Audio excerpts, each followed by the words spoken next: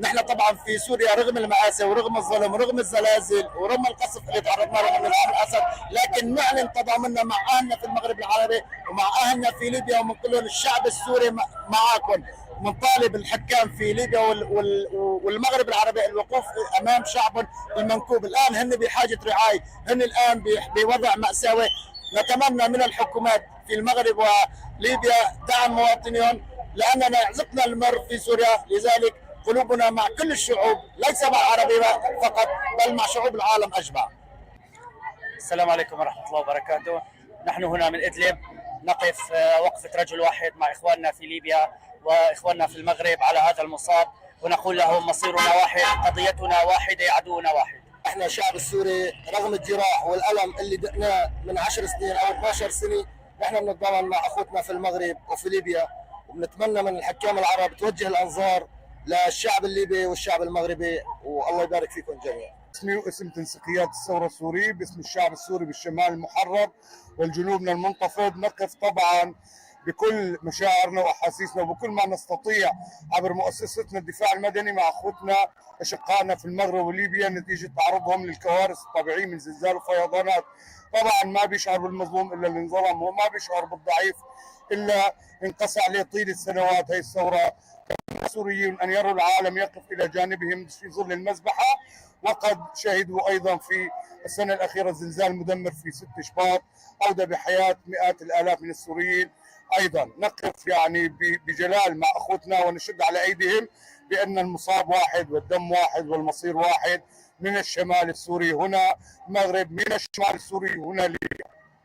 اليوم عندما سمعنا ما جرى في المغرب وفي ليبيا قلوبنا تتفطر على الشعوب، قلوبنا تتفطر عليهم. نحن مرينا بمأساة عظيمة من قتل وتهجير من بشار الأسد وإيران وروسيا، وما جرى الزلزال اللي أصاب اليوم أهلنا بالمغرب.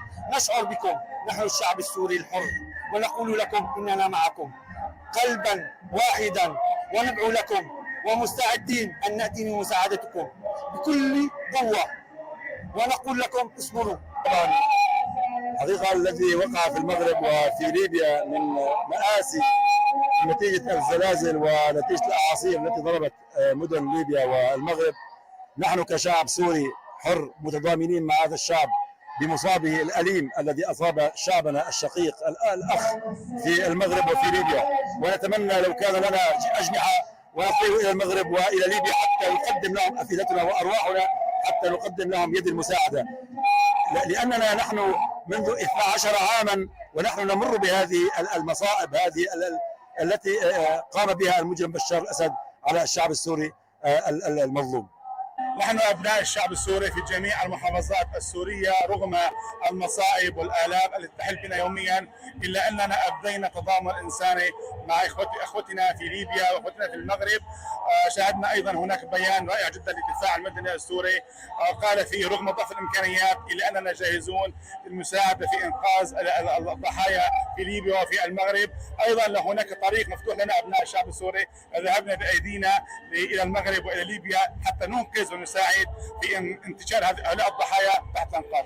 اليوم في بلدة حزانو في محافظة إدلب الخضراء في الشمال السوري، وصلت الجمعة صلينا صلاة الغائب على شهداء وضحايا الزلزال والإعصار الذي أصاب المغرب وأصاب ليبيا. أعلنا تضامننا مع الشعب الشقيق في كلا البلدين.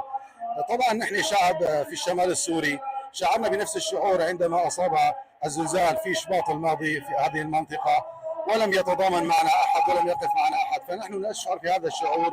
وقفنا وقفة تضامنية بعد الصلاة، صلينا صلاة الغائب على أرواح الشهداء والضحايا في المغرب وفي ليبيا الشقيقتين.